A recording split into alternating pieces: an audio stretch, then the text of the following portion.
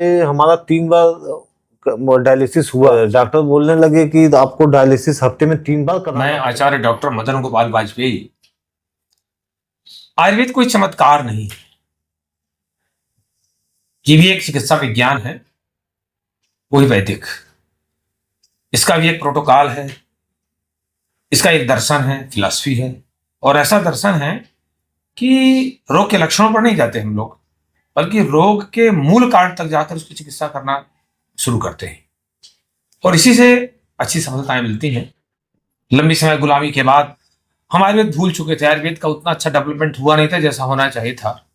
लेकिन ये सरकार आई और आयुर्वेद का विकास करने लगी। लेकिन अभी भी आयुर्वेद का ऐसा विकास नहीं हो रहा जैसा होना चाहिए। यानी हम विकास तब मानेंगे जब आयुर्वेद अपने पुरातन सामर्थ्य में आ जाए, पुरातन काल के सामर्थ्य में आ जाए। ऐसे चिकित्सालय हो जाएं, ऐसे डॉक्टर्स फिर से हो जाएं जो प्राणाभिसर हों। प्राणाभिसर मतलब जिन रोगियों के प्राण जाते हों उनको वापस ले आवे। आयुर्वेद में चरक ने प्राणाभिसर ऐसे चिकित्सक को कहा है। जीर्ण जटिल रोग पर अच्छा कार्य हो, प्रामाणिक कार्य हो, इस पर हम लोग लंबे समय से कार्य कर रहे हैं आयुष्ग्राम में। और जितने भी केस सफल होते हैं उनको हम आपके सबके सामने लाते हैं। अभी मेरे साथ हैं ये भोलानाथ यादव जी, और पिताजी का नाम है राजा राम, इनकी उम्र 50 वर्ष। कहाँ से हैं आप? भदोही जिला से। तो ये आपको बीमारी कैसे हुई थी भोलानाथ जी? कैसे आपकी किडनी फेल हो गई? अच्छे गुरु जी, जैसे हम काम करते थे, हाँ। हमारा सांस फूलने लगा। अच्छा, काम क्या करते थे? हम जैसे दूध निकालने का काम करते थे। अच्छा। हाँ, भैंस का दूध निकालते थे। हाँ। तो हमको थोड़ा चल, देखिए भैंस का दूध निकाल लोगों के दूसरी जगह जा जाके। हाँ। अब भैंस का दूध निकालने का काम करने वाला हर महीने 1,50,000 की चिकित्सा नहीं करा सकता। 1,00,000 रुपए की हर महीने डायलिसिस और ट्रांसप्लांट कैसे करा सकता है? कैसे अफोर्ड कर सकता है दूध निकालने वाला मजदूर आदमी एक तरह का? इनके लिए आयुर्वेद की आवश्यकता है। आयुर्वेद को अगर देश में जागृत कर दें, पुरातन स्थिति में लेके खड़े, जैसे पुरातन काल में सामर्थ्यवान था आयुर्वेद, उस स्टेज में लेके खड़ा कर दें तो ऐसे लोगों को तो लाभ मिल जाएगा। हालांकि उसका लाभ सभी को मिलेगा, क्यों भोलानाथ जी? हाँ। लेकिन आप जैसे लोगों को जो सामर्थ्यवान है, जिनके पैसा है, वो तो कहीं भी कर सकते हैं, अपना ट्रांसप्लांट करावें और डायलिसिस करावें, लगातार मशीन में पड़े रहें। तो हालांकि वो ठीक नहीं है, ये ज्यादा ठीक है, क्योंकि उसमें तो बताते हैं कि मरण तुल्य कष्ट होता है जिस समय डायलिसिस में जाता है। तो फिर कैसे आपको पता चला कि किडनी फेल हो गई? जैसे कि हमारा सांस फूलने लगा। अच्छा। तो हम दवाखाना गए। हाँ, दवाखाना कहाँ गए आप? दवा मतलब हम वहाँ केम हॉस्पिटल गए थे, बॉम्बे से ही। बॉम्बे गए? हाँ। अच्छा, तो सीधे आप होते बॉम्बे चले गए? नहीं, वहीं काम ही करते। अच्छा, बॉम्बे में ही आप दूध निकालने का? हाँ, वहाँ से सीधा केम हॉस्पिटल चले गए। अच्छा। तो वहाँ से तो फिर डॉक्टर बोलने लगे कि आपको डायलिसिस हफ्ते में 3 बार कराना पड़ेगा। हमारा 3 बार डायलिसिस हुआ। अच्छा। तो फिर जब 3 बार डायलिसिस हुआ। हाँ। तो आपका उस समय यूरिया क्रिएटिनिन कितना था जब जिस समय सांस फूल रहा था? वहाँ याद नहीं होगा। हाँ, याद नहीं है। अच्छा। हफ्ते में 3 बार डायलिसिस करानी पड़ी? हाँ, ऐसा बोलने लगे। तो हम लास्ट डायलिसिस अभी 11 जुलाई को हुई थी। हाँ। और वही बॉम्बे में। और 1 जुलाई की रिपोर्ट है हमारे पास, माने डायलिसिस के बीच की रिपोर्ट है। तो इसमें है आपका 240 यूरिया। अच्छा। क्रिएटिनिन 10.6, इतना ज्यादा था। और तब भी डायलिसिस भी चल रही थी। फिर आपको यहाँ के बारे में कैसे बॉम्बे से यहाँ? मतलब यहाँ से हमको हमारे गांव से ही पता बताए कि आप चित्रकूट चले आइए। हाँ, आयुष्ग्राम चले आइए और आपका फिर वहाँ से यहाँ इलाज कराएंगे तो डायलिसिस नहीं कराना पड़ेगा। हाँ, मुझे लगता है कि आपको तब पता चला था जब एक लड़के का नया विवाह हुआ था। हाँ। सही ना? मुझे याद आ गया। बिल्कुल सही बात है। एक लड़के का नया विवाह हुआ था और उसकी किडनी फेल हो गई थी। उनका इलाज मैंने किया था। वो डायलिसिस आने से बच गए थे। सही? बिल्कुल। तो हम उसके खबर से फिर हम चले आए डायरेक्ट। उनके द्वारा आपको पता चला? वो भी आते रहते हैं दवा लेने। हाँ, तो हम बॉम्बे से डायरेक्ट यहाँ पे चले आए। अच्छा, बॉम्बे से यहाँ डायरेक्ट चले आए। नली आपके लगी हुई थी? नहीं, नली नहीं लगी थी यहाँ पे। जांग से कराते थे? जांग से कराते थे। हाँ। तो हमने चिकित्सा शुरू किया। तो देखिए होता क्या है, जैसे हम डायलिसिस बंद कराते हैं ना, तो क्रिएटिनिन यूरिया बढ़ना शुरू कर देता है। क्योंकि डायलिसिस की सामर्थ्य में और हमारी सामर्थ्य में अंतर है।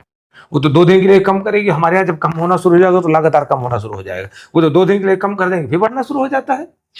तो हमारे यहाँ आए ये, और हमने जब जांच कराई की तो 12.3 था। 15 जुलाई को हमारे यहाँ आए आयुष्ग्राम में, हमने इनको भर्ती किया अपने यहाँ। और 185 यूरिया था, यूरिक एसिड 9 था, सीरम फास्फेट 7.3 था। और जब मॉडर्न मेडिसिन में डॉक्टर देखता है एलोपैथी में फास्फोरस 7.3 है, उस समय कह देता है कि ये तुम्हारा हार्ट अटैक हो जाएगा, तो तुरंत डायलिसिस कराओ, डरवा देता है। हम आयुर्वेद में इतनी बेस्ट मेडिसिन है कि ये तो निश्चित रूप से कहा जा सकता है कि उसका हार्ट अटैक नहीं होने पाएगा इतने फास्फोरस बढ़े होने पर। इतनी चमत्कारिक औषधियाँ हैं, रस औषधियाँ हैं, वही प्राचीन काल की, कोई नया आविष्कार नहीं हुआ। हालांकि उन रसों पर नए नए रिसर्च आ रहे हैं कि ये तो इतना काम करता है, इतना काम करता है। फिर इसके बाद हमने 18 जुलाई की इनकी रिपोर्ट करवाई, तो जैसे डायलिसिस छूटी तो 3 दिन में बढ़ के हो गया इनका क्रेटनाइन 13 हो गया, और यूरिया बढ़ के 233.4 हो गया, मैंने 233.4 हो गया। इसके बाद चिकित्सा हमारी चलती रही, आपको कोई दिक्कत हो नहीं रही थी। हम कहते थे कि आप परेशान बिल्कुल ना होइए, आपको कुछ भी नहीं होगा, हम आपकी डायलिसिस छुड़ा देंगे। इसके बाद जब 23 जुलाई को हमने आपकी फिर से जांच कराई तो क्रेटनाइन आपका 12.7 और यूरिया आपका 197.2 आ गया। हमने कहा कि भोला जी आप खुश हो जाओ, आपकी डायलिसिस छूट गई।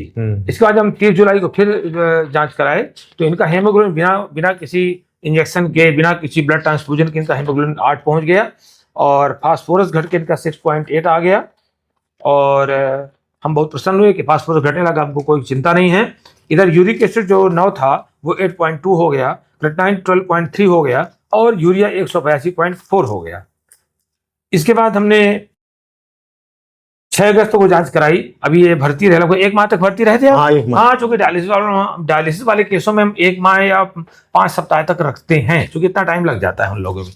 तो जब हमने 6 अगस्त को जांच कराई तो फास्फोरस इनका 6.5 हो गया, यूरिक एसिड 7.8 हो गया, और क्रेटनाइन इनका 11.8 हो गया, यूरिया 177.6 मैंने 177.6 हो गया।